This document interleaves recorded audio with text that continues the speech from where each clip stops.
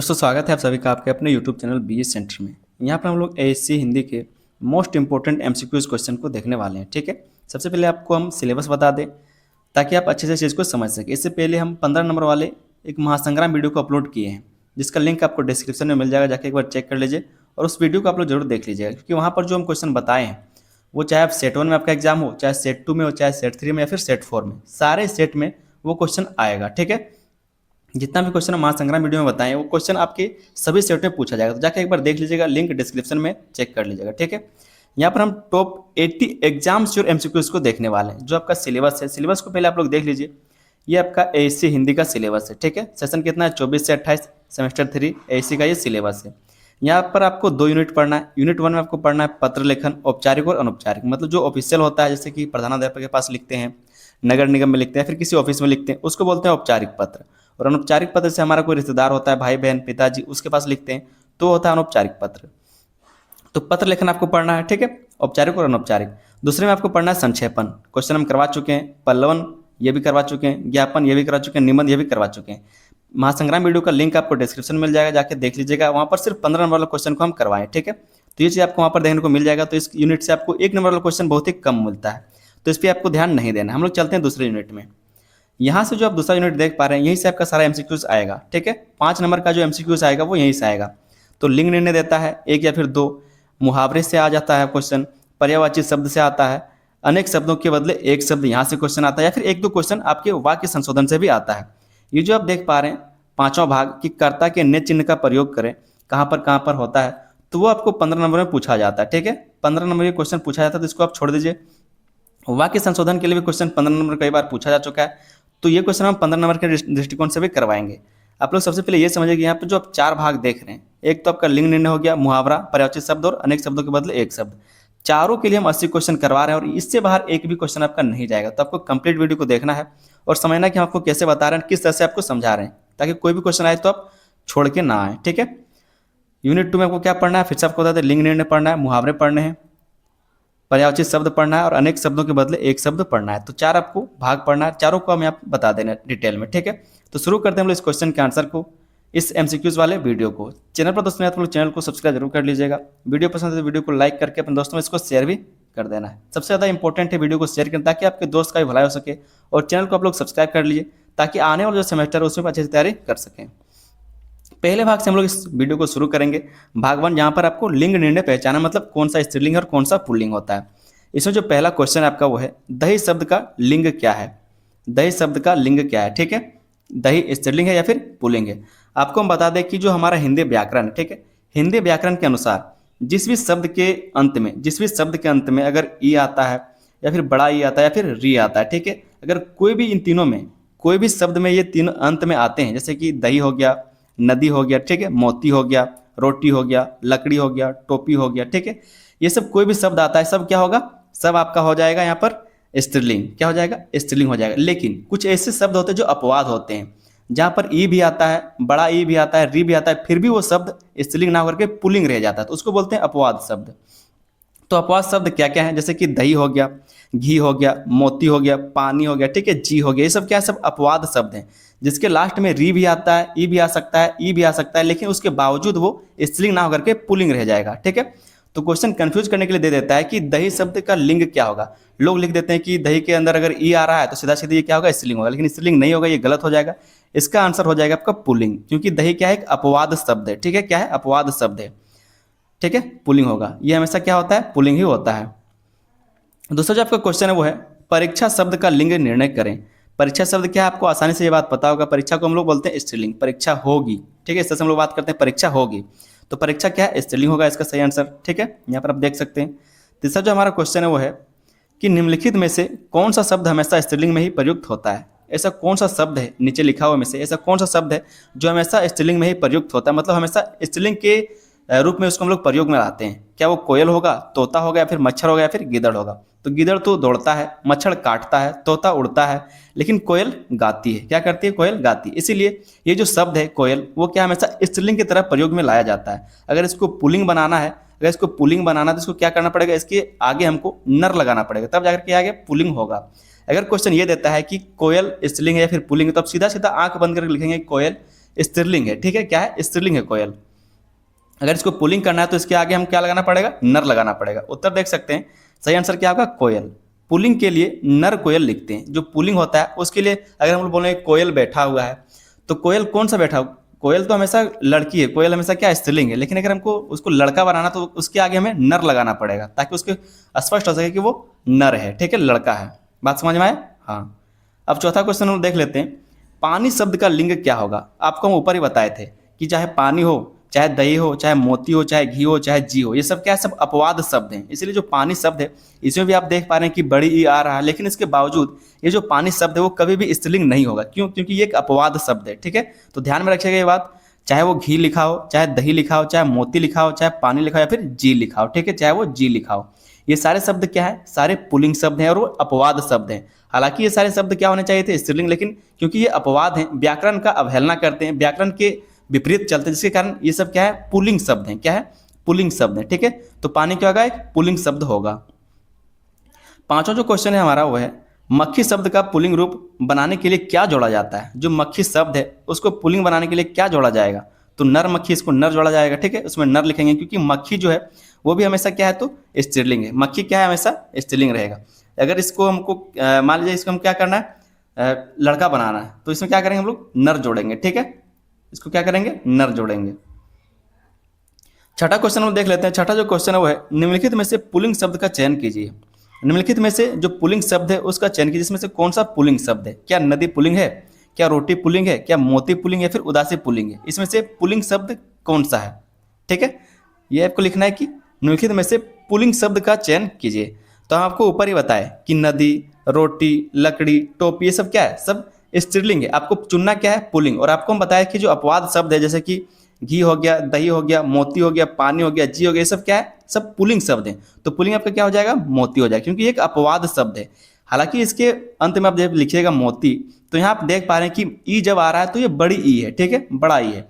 इसको अभी क्या होना चाहिए था, स्त्रीलिंग होना चाहिए, लेकिन ये क्योंकि एक अपवाद शब्द है, ये ग्रामर का या फिर जो व्याकरण, हिंदी व्याकरण, उसका ये क्या करता है, अवहेलना करता है, और ये स्त्रीलिंग ना रह करके ये पुल्लिंग बन जाता है। इसलिए क्या है, एक अपवाद शब्द है ये, और ये क्या होगा, पुल्लिंग होगा। सातवां क्वेश्चन दोस्तों हम लोग देख लेते हैं कि शराब शब्द लिंग क्या है। शराब शब्द का लिंग क्या है, जो दारू पीते हैं लोग, शराब पीते हैं, उसका लिंग क्या है, पुल्लिंग है, स्त्रीलिंग, या फिर उभयलिंग है, या फिर इनमें से कोई नहीं। तो ये होगा आपका स्त्रीलिंग। क्या होगा, स्त्रीलिंग। आठवां नंबर क्वेश्चन हम देख लेते हैं कि हिमालय किस लिंग के अंतर्गत आते हैं। जो हिमालय पर्वत है वो किस लिंग के अंतर्गत आता है, वो होता है पुल्लिंग।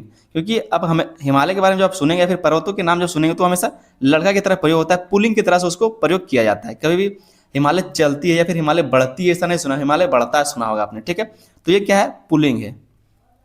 नित्य स्त्रीलिंग भी नहीं है, नित्य पुल्लिंग भी नहीं है, क्या है, पुल्लिंग है। क्या है, पुल्लिंग है।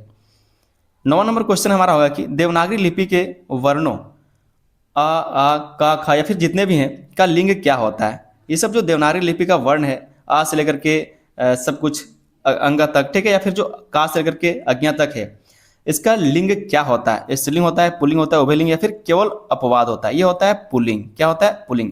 अगर इसमें से ई, बड़ी ई और री को हटा दिया जाए तो सारा जो है वो क्या होगा, आपका पुल्लिंग होगा। यहाँ पर आप देख सकते हैं नोट में लिखा हुआ है कि ई और री स्त्रीलिंग है, बाकी जितने भी आपके वर्णमाला है सारा क्या है, आपका पुल्लिंग है। चाहे आ से शुरू हो, आ से शुरू हो, का, खा, गा, घा, जो भी हो, सिर्फ ई और री को छोड़ करके बाकी सब क्या होंगे, पुल्लिंग होंगे, ठीक है। ये सब बातें आपको ध्यान में रखना पड़ेगा। आप ग्रेजुएशन के स्टूडेंट है तो बच्चे तो है नहीं, इतना तो आपको समझ में होगा ही। 10वां नंबर क्वेश्चन है कि संसद शब्द का लिंग क्या है। जो संसद है वो लिंग है या फिर पुल्लिंग। आप लोग देखते हैं कि संसद में सभाएं होती है, तो वो क्या है, लिंग है या फिर पुल्लिंग है। क्या वो पुल्लिंग है, क्या वो स्त्रीलिंग है, या फिर ये उभय लिंग है, या फिर कोई नहीं है, या फिर इनमें से कोई लिंग नहीं है। क्या होगा इसका सही होगा आपका स्त्रीलिंग। क्योंकि अभी हम आपको अभी बोले कि जो संसद उसमें सभाएं होती हैं, अगर हम बोलते हैं कि संसद में सभा होता है तो इससे क्या पता चलता है कि ये पुल्लिंग हो सकता है, लेकिन हम खुद बता रहे हैं आपको कि जो संसद है वो स्त्रीलिंग है। आगे 11 नंबर का क्वेश्चन आपका कि चांदी नंबर क्वेश्चन आपका कि चांदी धातु का लिंग क्या है। जो चांदी धातु है उसका लिंग क्या है। आपने जितने भी धातुओं के नाम से, चाहे वो लोहा हो, ठीक है, चाहे वो सोना हो, चाहे वो हीरा हो, ये सब क्या है, सब आपका होगा पुल्लिंग, ठीक है, सब क्या होगा, पुल्लिंग होगा। लेकिन जैसे ही चांदी आएगा, चांदी क्या एक अपवाद शब्द है, जिसके कारण चांदी जो है हमेशा स्त्रीलिंग की तरह यूज होता है। तो ये जो चांदी धातु है वो कौन सा लिंग होगा, वो होगा स्त्रीलिंग। बाकी जो धातु है जैसे सोना, तांबा, ये सब क्या है, पुल्लिंग है। चाहे वो हीरा हो, ठीक है, ये सब क्या है, सब पुल्लिंग होगा, लेकिन जो चांदी है इसको छोड़कर सब पुल्लिंग होगा और चांदी जो है वो आपका स्त्रीलिंग होगा। तो ये चीज़ आपको ध्यान में रखना है। अगला क्वेश्चन हम लोग देख लेते हैं, गंगा। गंगा या फिर नदियों के नाम किस में आते हैं, किस लिंग में आते हैं? तो आप आराम से लिख सकते हैं, जो नदियां होती है वो किसके किसके अंतर्गत आते हैं, तो वो स्त्रीलिंग होते हैं। सारे क्या है, तो स्त्रीलिंग, सारे क्या है, स्त्रीलिंग में बनेंगे। चाहे नदी कोई भी हो, चाहे गंगा हो, यमुना हो, ठीक है, सरस्वती हो, गोदावरी हो, कोई नाम लिखा हुआ नदियों का या फिर सिर्फ नदी लिखा हो, ये सब क्या होगा, स्त्रीलिंग ही होगा। 13 नंबर क्वेश्चन है आपका कि पुस्तकालय शब्द का लिंग क्या है? जो पुस्तकालय शब्द है, लाइब्रेरी, उसका लिंग क्या है? वो स्त्रीलिंग है, पुल्लिंग है या फिर उभयलिंग है? क्या है? स्त्रीलिंग है, पुल्लिंग है, उभयलिंग है या फिर नित्य स्त्रीलिंग है? नित्य स्त्रीलिंग का मतलब क्या होता है? जो सिर्फ स्त्रीलिंग के लिए प्रयोग होता है, और जो नित्य मतलब हमेशा क्या होगा, वो स्त्रीलिंग के लिए प्रयोग होगा। कुछ ऐसे शब्द होते हैं जो हमेशा पुल्लिंग के लिए प्रयोग होते हैं, तो उसको बोलते हैं नित्य, ठीक है। तो इसका सही आंसर क्या होगा, पुल्लिंग होगा। क्या होगा, पुल्लिंग होगा। जो पुस्तकालय वो क्या है, पुल्लिंग है। 14 नंबर क्वेश्चन है कि चाय शब्द का लिंग निर्णय कीजिए। चाय शब्द कैसा है, मतलब जो चाय पत्ती है या फिर जो चाय है वो पुल्लिंग है या फिर स्त्रीलिंग है? ये होगा आपका स्त्रीलिंग, ठीक है। क्या होगा, स्त्रीलिंग। तो आपको ध्यान में रखना है, जो मैं आपको बता रहा हूँ उसको सुनना है। 15 नंबर क्वेश्चन है कि देश शब्द का लिंग क्या है? जो देश है वो स्त्रीलिंग या फिर पुल्लिंग है? तो आपको आसानी से पता होगा ये क्या है, पुल्लिंग है। क्या है, पुल्लिंग है। सब लिंग निर्णय के क्वेश्चन कई बार पूछे जा चुके हैं। 16 नंबर क्वेश्चन है कि हवा शब्द का सही लिंग क्या होगा? जो हवा शब्द है, कभी आपने सुना हवा चलता है? हवा हमेशा क्या है, चलती है। तो हवा जो है वो इसका सही लिंग निर्णय क्या होगा? वो होगा आपका स्त्रीलिंग। स्त्रीलिंग होगा यहाँ पर, तो स्त्रीलिंग सही हो जाएगा, ठीक है। 17 नंबर क्वेश्चन है कि आंसू शब्द लिंग क्या है? आंसू शब्द का लिंग क्या है? आंसू बहता है, आंसू बहती है या फिर क्या होता है? आंसू हमेशा क्या होता है, बहता है। तो क्या हो जाएगा, इसमें पुलिंग हो जाएगा। सही आंसर क्या होगा, पुलिंग। 18 नंबर क्वेश्चन है कि तिथि या फिर दिनों या फिर तिथियों के नाम, जो तिथि होता है, जो डेट होता है, उसका लिंग क्या होता है? क्या वो स्त्रीलिंग है या फिर पुलिंग है? तो इसको हम लोग क्या करेंगे, स्त्रीलिंग करेंगे। क्या करेंगे, स्त्रीलिंग। तिथि क्या होती है, स्त्रीलिंग होती है, ठीक है। मतलब कोई भी जो डेट है वो स्त्रीलिंग होता है। 19 नंबर क्वेश्चन है कि दूध शब्द का लिंग क्या है? जो दूध है उस शब्द का लिंग क्या है? वो पुल्लिंग होगा। क्या होगा, पुल्लिंग होगा। एक बार बस आप इस वीडियो को देख लेंगे तो आपको मन में ये बस जाएगा, दिमाग में आ जाएगा कि क्या करना है, क्या कौन सा शब्द क्या है, ठीक है। 20वां नंबर क्वेश्चन है कवि का सही स्त्रीलिंग रूप क्या है? कवि का सही स्त्रीलिंग रूप क्या है? कवियत्री। क्या होगा, कवियत्री, ठीक है, कवियत्री। क्या आंसर हो जाएगा, कवियत्री, ठीक है। कवि का स्त्रीलिंग रूप है कवियत्री। कई बार पूछा जाता है कि जैसे कि कवि को कवियत्री, या फिर जो ज्ञानी, मतलब स्त्रीलिंग पुल्लिंग पूछा जाता है। तो इस तरह से आप थोड़ा सा ध्यान में रखिएगा। लड़का का लड़की, ठीक है। तो इस तरह से स्त्रीलिंग पूछा जाता है कि लड़का है तो उसका स्त्रीलिंग क्या होगा, दोस्त है तो उसका स्त्रीलिंग क्या होगा, इस तरह से पूछे जाते हैं। तो चीज़ भी आपको ध्यान में रखना है। जो शॉर्ट क्वेश्चन, जो आसान क्वेश्चन, उसको हम नहीं करवाए हैं। भाग दूसरा हम लोग देख लेते हैं, उसमें आपको मुहावरा देखना है। जो भाग 2 उसमें आपको मुहावरा देखना है। पहला जो क्वेश्चन है वो है हाथ मलना। मुहावरे का सही अर्थ क्या है? हाथ मलने का मुहावरे का सही अर्थ क्या है? यहाँ पर हालांकि यहाँ पर आपको ऑप्शन दिख रहा है, लेकिन एग्जाम में हो सकता है कि आपको ऑप्शन ना मिले, तो आपको ध्यान रखना है। हाथ मलने का मुहावरा का जो अर्थ है वो होगा पछताना। क्या होगा, पछताना। पछताना होगा हाथ मलना। मतलब काम जो करने चाह रहे थे आप वो नहीं कर पाए, हाथ मलते रहेगा, उसको बोलते हैं पछताना। हो सकता है कि इसके लिए आपको शब्द बनाने के लिए दे दिया, वाक्य बनाने के लिए भी दे दिया जा सकता है, तो आपको ध्यान रखना है इस सब बात का। 22 नंबर क्वेश्चन है कि नाक काटना। नाक कटाना मुहावरे का अर्थ क्या है? नाक कटाना मतलब इज्जत गंवाना, ठीक है। तो चोट लगना होता है, या फिर इज्जत जाना, या फिर बदनामी होना होता है, झगड़ा करना होता है, नाक की सर्जरी कराना होता है। नाक कटाने का मतलब क्या होता है, इज्जत गंवाना, ठीक है। इज्जत जाना या फिर बदनामी होना, इसको बोलते हैं नाक कटाना। ये सारे क्वेश्चन ही पूछे जाते हैं आसान आसानी। 23 नंबर क्वेश्चन है कि अंगूठा दिखाना का सही अर्थ क्या होता है? अंगूठा दिखाने का सही अर्थ क्या होता है? चिढ़ाना, एन मौके पर साफ मना कर देना, जीत की घोषणा, या फिर अंगूठे पर चोट लगना। तो इसमें क्या होगा, एन मौके पर साफ मना कर देना। मतलब आप किसी चीज को मना कर देते तो उसको बोलते हैं हम लोग अंगूठा दिखा देना। एन मौके पर साफ मना करना, ठीक है। 24 नंबर क्वेश्चन आपका कि ईंट से ईंट बजाना, मुहावरे का अर्थ क्या होगा? ईंट से ईंट बजाने का जो मुहावरा है उसका अर्थ क्या होगा? कड़ा मुकाबला करना या फिर विनाश कर देना। कड़ा मुकाबला करना या फिर विनाश कर देना, ईंट से ईंट बजाना। मतलब जैसा सवाल वैसा जवाब, जैसा आप चाहते हैं उसी तरह से उत्तर दिया जाएगा। 25 नंबर क्वेश्चन है कि आंखों का तारा होना का अर्थ क्या है? आंखों का तारा होना का अर्थ क्या है? कम दिखना, बहुत प्यार होना, आंखों में चोट लगना, गुस्सा होना। तो आंखों का तारा मतलब जो हमारे आंख में चमक हो, मतलब कह सकते हैं जिससे हम लोग बहुत प्यार करते हैं, तो वही आपका आंसर हो जाएगा, बहुत प्यारा होना, आंखों का तारा होना, ठीक है। इसको बोलते हैं आंखों का तारा, जो हमारे लिए बहुत ही इंपॉर्टेंट होता है, उसको बोलते हैं आंखों का तारा होना। सही आंसर क्या होगा, बहुत प्यारा होना। 26 नंबर क्वेश्चन है आपका कि अपने पैर पर कुल्हाड़ी मारना का अर्थ क्या है? अपने पैर पर कुल्हाड़ी मारने का अर्थ क्या है? कुल्हाड़ी से पैर काटना, अपना नुकसान स्वयं करना, बहुत मेहनत करना, या फिर लकड़ी काटना। तो आपको पता है कि अपने पैर पर कुल्हाड़ी मारने का मतलब क्या, आपको चोट लगेगा, आपको दर्द होगा, ठीक है। इससे क्या होगा, आपका नुकसान होगा। तो साफ साफ आप आंसर दे सकते हैं कि अपना नुकसान स्वयं करना, इसी को बोलते हैं अपने पैर पर ही कुल्हाड़ी मारना। आपको शब्द वाक्य बनाने के लिए भी दे सकता है कि अपने पैर पर कुल्हाड़ी मारने का जो मुहावरा है उस पर शब्द बनाइए, वाक्य बनाइए, तो आप वाक्य भी बना सकते हैं।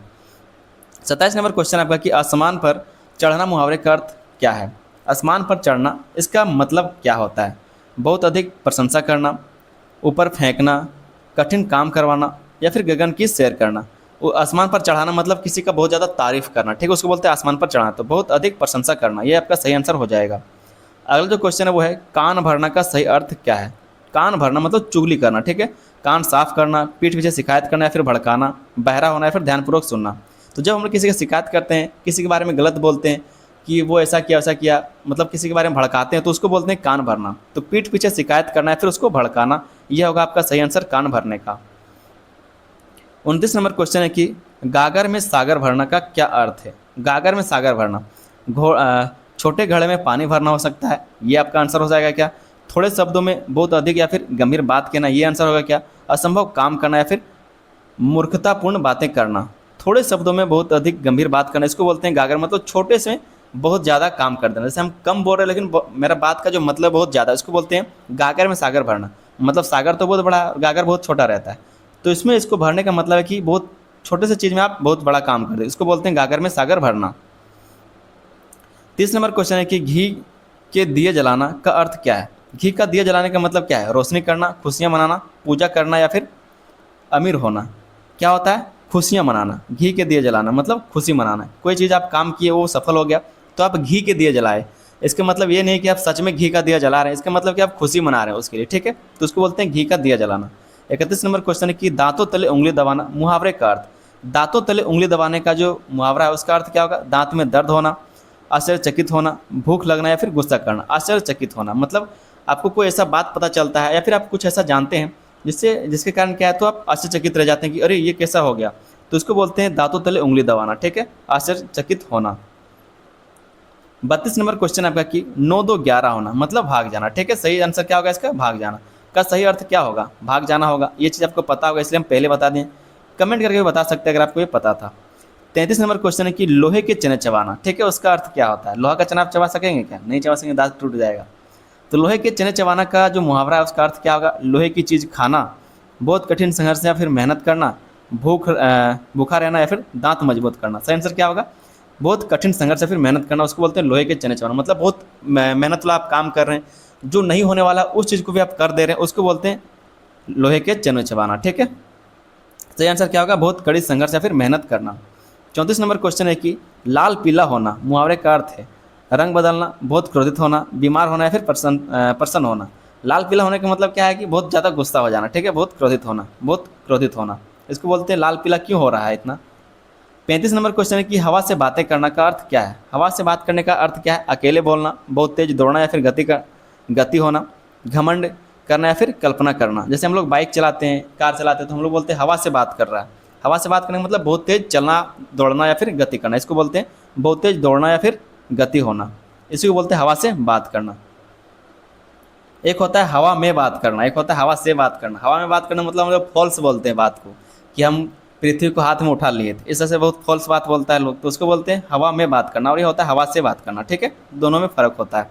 36 नंबर क्वेश्चन है कि ईद का चांद होना। ईद का चांद होना मुहावरे का अर्थ क्या है। ईद का चांद क्या हमेशा नजर आता है, नहीं आता है, सिर्फ एक बार साल में नजर आता है जब त्यौहार होता है। तो ईद का चांद मतलब कम नजर आना, ठीक है। तो सुंदर होना, बहुत दिनों बाद दिखाई देना, त्यौहार मनाना या फिर रात में जागना, बहुत दिनों बाद दिखाई देना को बोलते हैं हम लोग ईद का चांद होना। 37 नंबर क्वेश्चन की दांत खट्टे करना का अर्थ क्या है। दांत खट्टे करना मतलब खट्टी चीज़ खाना, बिल्कुल गलत है। बुरी तरह हराना, बिल्कुल गलत है। दांत साफ करना, ठीक है, दांत साफ ना करना, परेशान होना। सही आंसर क्या हो जाएगा, बुरी तरह से हराना, दांत खट्टे कर देना, मतलब आप किसी, सही आंसर क्या होगा, बुरी तरह हराना, ठीक है। 38 नंबर क्वेश्चन आपका हो जाएगा कि चिकना घड़ा होना। चिकना घड़ा होना मुहावरे का अर्थ है घड़े को साफ करना, निर्लज होना मतलब जिस पर किसी बात का असर ना हो, ठीक है, सुंदर होना या फिर अमीर होना। जो निर्लज होता है उसी को बोलते हैं चिकना घड़ा होना, मतलब कुछ ही बोल लो, कितना भी गाली दे लो, चोरी करेगा चोरी करेगा। 39 नंबर क्वेश्चन है कि तलवे चाटना, आगे मीडिया वाला बात, का सही अर्थ क्या है। तलवे चाटने का सही अर्थ क्या है। पैर साफ करना, चापलूसी करना, रास्ता ढूंढना या फिर अधीन होना। तलवे चाटने का मतलब क्या होता है? चापलूसी करना। मतलब जो आपका माई बाप है, जहाँ से आपका खाना पीना चलता है, उसका तारीफ करना, उसका चापलूसी करना। सही है गलत है जो भी है, आप बस उसको चाटते रहें, उसी को बोलते हैं चापलूसी करना, तलवे चाटना। 40 नंबर क्वेश्चन है, कलेजा ठंडा होना का अर्थ क्या है? ठंड लगना, संतोष या फिर असीम शांति मिलना या फिर दुखी होना या फिर डर जाना। कलेजा ठंडा होने का मतलब क्या है? असीम शांति मिलना। मतलब आप कोई काम कर रहे हैं और आपको वहाँ पर सफलता मिलता है तो आप बहुत ज़्यादा खुश होते हैं, शांति मिलता है आपको, उसको बोलते हैं कलेजा ठंडा पड़ जाना। ठीक है, उत्तर क्या होगा? संतोष या फिर असीम शांति मिलना। भाग 3 के क्वेश्चन को हम लोग देख लेते हैं, जहाँ पर हम लोग पर्यायवाची शब्द को यहाँ पर देखेंगे। तो पहला जो पर्यायवाची शब्द हमारा है वो है दिन का पर्यायवाची शब्द निम्नलिखित में से कौन सा है? दिन का पर्यायवाची शब्द निम्नलिखित में से कौन सा है? दिवस होगा, रात होगा, दिनकर होगा या फिर निशा होगा। तो क्या होगा? दिवस। चाहे जन्मदिन बोलिए चाहे जन्म दिवस बोलिए, दोनों एक ही बात होता है। ठीक है, तो पर्यायवाची शब्द मतलब मिलता जुलता शब्द जिसका मतलब सेम होता है। 42 नंबर क्वेश्चन है आपका कि लोचन किस शब्द का पर्यायवाची है? लोचन किस शब्द का पर्यायवाची है? तो आँख, चक्षु, लोचन, ये सब क्या है? सब एक ही बात है, इसका मतलब होता है आँख। तो आँख का ही पर्यायवाची शब्द है लोचन। ठीक है, 43 नंबर क्वेश्चन आपका है कि पृथ्वी का सही पर्यायवाची शब्द कौन सा है? आकाश, भूमि, वसुधा या फिर जल या फिर पवन। तो इसका मतलब क्या होगा? भूमि। भूमि और वसुधा एक ही बात होता है, या फिर पृथ्वी, सब एक ही पर्यायवाची शब्द है। ठीक है, जिसका मतलब सेम ही होता है, पृथ्वी या फिर भूमि ही। तो सही आंसर क्या हो जाएगा? भूमि या फिर वसुधा। सही आंसर क्या हो जाएगा आपका? भूमि या फिर वसुधा। 44 नंबर क्वेश्चन की जलज निम्नलिखित में से किसका पर्यायवाची शब्द है? जलज मतलब कमल। ठीक है, जलज मतलब कमल। ठीक है, पंकज, ये सब क्या है? सब इसी कमल का ही पर्यायवाची शब्द है। तो पंकज भी लिख सकते हैं या फिर जलज भी लिख सकते हैं, सब एक ही बात है। 45 नंबर क्वेश्चन की जलद किसका पर्यायवाची शब्द है? जलद, अब जलज नहीं है, अब जलद है। ठीक है, तो कमल का है, बादल का है, तालाब का या फिर नदी का। तो जलद जो है वो बादल का पर्यायवाची शब्द है। ये क्वेश्चन आ सकता है, ध्यान रखिएगा। 46 नंबर क्वेश्चन है आपका कि अग्नि का पर्यायवाची शब्द क्या होता है? आपको आसान से ये बात पता होगी, अग्नि का जो पर्यायवाची शब्द है वो क्या है? पावक है, जल है, अग्नि, अनिल है या फिर व्योम। तो पावक होगा। आग, अनल, पावक। आग, अनल, पावक, ये सब क्या? सब पर्यायवाची शब्द हैं अग्नि के। ठीक है, आग, अनल, पावक। तो आप कुछ भी लिख सकते हैं। यहाँ पर अनिल भी है, अगर यहाँ पर अनल होता, आग, अनल, पावक, तो अनल जो है वो आग का पर्यायवाची शब्द है, लेकिन यहाँ पर अनिल है, जो अनिल है वो किसका अर्थ है? हवा का अर्थ है। ठीक है, अनिल किसका पर्यायवाची है? वो हवा का पर्यायवाची है। ठीक है, तो सही आंसर क्या हो जाएगा? पावक होगा। अग्नि का जो पर्यायवाची शब्द होगा वो पावक होगा। आग, अनल, पावक। 47 नंबर क्वेश्चन है कि गंगा का एक प्रमुख पर्यायवाची शब्द लिखें। तो गंगा को हम लोग क्या बोलते हैं? नदी भी बोलते हैं या फिर भागीरथी भी बोलते हैं। ठीक है, तो उसको हम लोग बोल सकते हैं गंगा को नदी भी। तो कालिंदी हो सकता है, भागीरथी हो सकता है, यमुना, सरयू। कौन सा आंसर हो सकता है आपका? वो होगा आपका भागीरथी। गंगा का एक प्रमुख पर्यायवाची शब्द क्या है? भागीरथी। गंगा को आप नदी भी लिखेंगे तभी पर्यायवाची शब्द उसका वही होगा। 48 नंबर क्वेश्चन के चंद्रमा का पर्यायवाची शब्द कौन सा है? चंद्रमा का पर्यायवाची शब्द कौन सा है? दिनकर, सुधांशु, भास्कर या फिर सूर्य। क्या होगा? सुधांशु होगा, क्योंकि जो दिनकर है, भास्कर है, सूर्य, सब क्या है? सब सूर्य का ही पर्यायवाची शब्द है। तो ये सब तो हो नहीं सकता है। क्या होगा? सुधांशु होगा। इसका मतलब होता है चंद्रमा मतलब शीतलता, ठंडक। ठीक है, 49 नंबर क्वेश्चन है कि आकाश का पर्यायवाची शब्द चुने। आकाश का पर्यायवाची शब्द क्या होगा? गगन, पाताल, भूमि, नीर। नीर का मतलब पानी, भूमि का मतलब धरती, पाताल का मतलब धरती के अंदर। तो बचा कौन? गगन। गगन सही आंसर हो जाएगा। आकाश का पर्यायवाची शब्द क्या होगा? गगन, आसमान, ये सब। 50 नंबर क्वेश्चन है कि हवा का पर्यायवाची शब्द क्या होगा? हवा का पर्यायवाची शब्द क्या होता है? अनल हो सकता है, समीर हो सकता है, सलील हो सकता है, फिर जलद हो सकता है। हवा का पर्यायवाची शब्द क्या होगा? हम आपको बताए थे कि जो अनल है ये क्या होता है? आग का पर्यायवाची शब्द है। अगर यहीं पर अनिल होता तो क्या होता है? वो हवा का पर्यायवाची शब्द होता। लेकिन यहाँ पर समीर भी लिखा हुआ, तो समीर भी एक मतलब होता है हवा का झोंका। समीर का मतलब क्या होता है? हवा का झोंका। तो ये भी क्या हो सकता है? एक इसके पर्यायवाची शब्द हो सकता है। क्या होगा सही आंसर? समीर हो जाएगा। ठीक है, समीर। अनल मतलब होता है आग। ठीक है, ध्यान रखिएगा, हम पिछले बार में आपको बताए थे। 51 नंबर क्वेश्चन ये घर का पर्यायवाची शब्द है। घर किसको बोलते हैं? निकेतन, अंबर, नग या फिर सरोज। निकेतन, जहाँ पर हम लोग रहते हैं उसको बोलते हैं निकेतन। ये होता है घर का पर्यायवाची शब्द। क्या होगा? निकेतन। ध्यान रखिएगा, जितना मैं आपको बता रहा हूँ उतना आपको पढ़ के जाना है। 52 नंबर क्वेश्चन है कि हाथी का पर्यायवाची शब्द कौन सा है? हाथी का पर्यायवाची शब्द क्या? आसानी से आप लिख सकते हैं, 5वीं क्लास में पढ़े होंगे। गज। क्या होता है? गज। ठीक है, सूर्य का पर्यायवाची शब्द इसमें से कौन सा नहीं है? अब क्वेश्चन आया थोड़ा सा दिमाग लगाने वाला, आप तुरंत लिख देंगे दिवाकर। ठीक है, तो चल जाएंगे, खत्म हो जाएगा कहानी। पूछा जा रहा है कि सूर्य का पर्यायवाची शब्द इनमें से कौन सा नहीं है? तो भानु, राकेश, दिनेश, ये सब किस इसमें से कौन सा ऐसा शब्द है जो सूरज का पर्यायवाची शब्द नहीं है? तो इसमें क्या होगा? राकेश। राकेश मतलब क्या होता है? चंद्रमा। चंद्रमा मतलब शीतलता, शीतलता मतलब ठंडक। बाकी जो दिनकर, भास्कर, ये सब क्या है? सूर्य का ही पर्यायवाची शब्द है। 54 नंबर क्वेश्चन है कि समुद्र का पर्यायवाची शब्द चुने। समुद्र का पर्यायवाची शब्द क्या है? जलद, सागर या फिर रत्नाकर, वारिद या फिर पंकज। तो आप सागर दिन भर पढ़ते रहते हैं, ज्योग्राफी के अगर स्टूडेंट है तो आपको पता होगा। तो इसका सही आंसर क्या है? समुद्र का पर्यायवाची शब्द क्या हो जाएगा? सागर या फिर रत्नाकर भी यहाँ पर दिखा जा सकता है। 55 नंबर क्वेश्चन है आपका कि पानी का पर्यायवाची शब्द क्या होगा? नीर, पावक, अनल या फिर व्योम। क्या होगा? नीर। नीर मतलब जल, जल मतलब पानी। ठीक है, सही आंसर क्या हो जाएगा? नीर। 56 नंबर क्वेश्चन है कि सिंह या फिर शेर का पर्यायवाची शब्द क्या होगा? वनराज होगा, गज होगा, कवि होगा या फिर घोटक। तो वनराज किसको बोलते हैं हम लोग? शेर को बोलते हैं। वन का राजा, उसी को बोलते हैं हम लोग वनराज। तो शेर का पर्यायवाची शब्द क्या हो जाएगा? वनराज हो जाएगा। 57 नंबर क्वेश्चन की रात का पर्यायवाची शब्द कौन सा है? रात को हम लोग और किस शब्द से जान सकते हैं? दिवस, दिशा, प्रभाकर या फिर भानु। किस हिसाब से हम लोग बोल सकते हैं? उसको बोलते हैं हम लोग निशा। रात मतलब निशा। ठीक है, सही आंसर क्या हो जाएगा आपका? निशा हो जाएगा। कपड़ा का पर्यायवाची शब्द क्या होगा? कपड़ा का पर्यायवाची शब्द आसान है, ये आपको पता होगा। इसको हम लोग वस्त्र बोलते हैं, वसन बोलते हैं, ठीक है, चीर बोलते हैं। सब क्या है? कपड़ा का ही, पोशाक है, ये सब क्या है? तो कपड़ा का ही पर्यायवाची शब्द है। ठीक है, क्या गगन हो सकता है, जल हो सकता है, कनक हो सकता है, ये सब नहीं हो सकता। क्या होगा? वस्त्र होगा। क्या होगा? वसन या फिर वस्त्र। 59 नंबर क्वेश्चन है कि सोना या फिर स्वर्ण का पर्यायवाची शब्द चुने। सोना का पर्यायवाची शब्द क्या होगा? कनक, रजत, लोहा या फिर तांबा। तो कनक।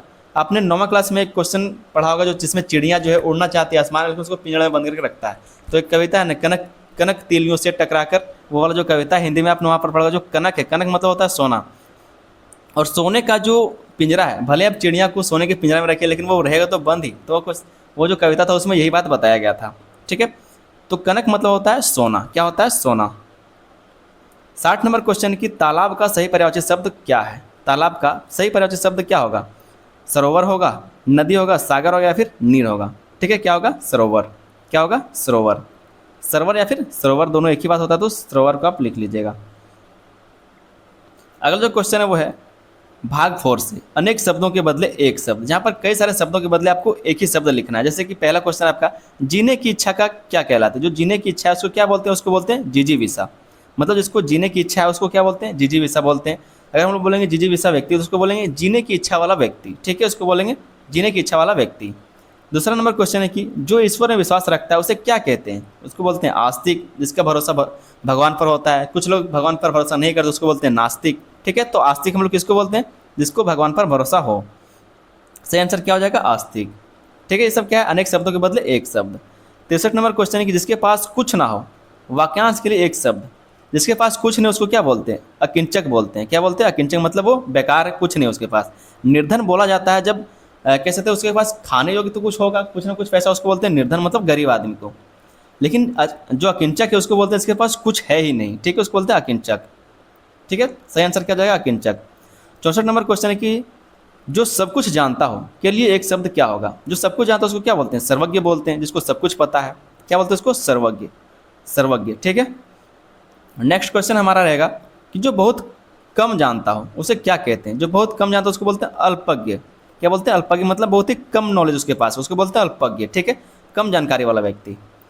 नेक्स्ट क्वेश्चन हमारा है कि सत्य के लिए आग्रह करना क्या कहलाता है? सत्य के लिए आग्रह करते हैं आप जब महात्मा गांधी के बारे में पढ़े होंगे तो दिन भर आपको ये पढ़ना रहता है सत्याग्रह सत्याग्रह सत्याग्रह। ठीक है, तो सत्य के लिए जब हम लोग किसी के लिए आग्रह करते हैं उसको बोलते हैं हम लोग सत्याग्रह। सही आंसर क्या हो जाएगा? सत्याग्रह। सत्य के लिए आग्रह करना मतलब सत्याग्रह। ये होगा आपका अनेक शब्दों के बदले एक शब्द। अगला क्वेश्चन है कि जिसके माता पिता ना हो, वाक्यांश के लिए एक शब्द। जिसके माता पिता ना हो उसको क्या बोलते हैं? अनाथ बोलते हैं। क्या बोलते हैं? अनाथ बोलते हैं। सही आंसर क्या होगा? अनाथ। अगला क्वेश्चन है कि जो कभी ना मरे उसे क्या कहते हैं? जो कभी नहीं मरे उसको क्या बोलते हैं? अमर बोलते हैं। क्या बोलते हैं? अमर बोलते हैं, कभी नहीं मरने वाला। जो कभी बूढ़ा ना हो उसे अजर बोलते हैं। जो कभी बूढ़ा ना हो उसको क्या बोलते हैं? अजर बोलते हैं।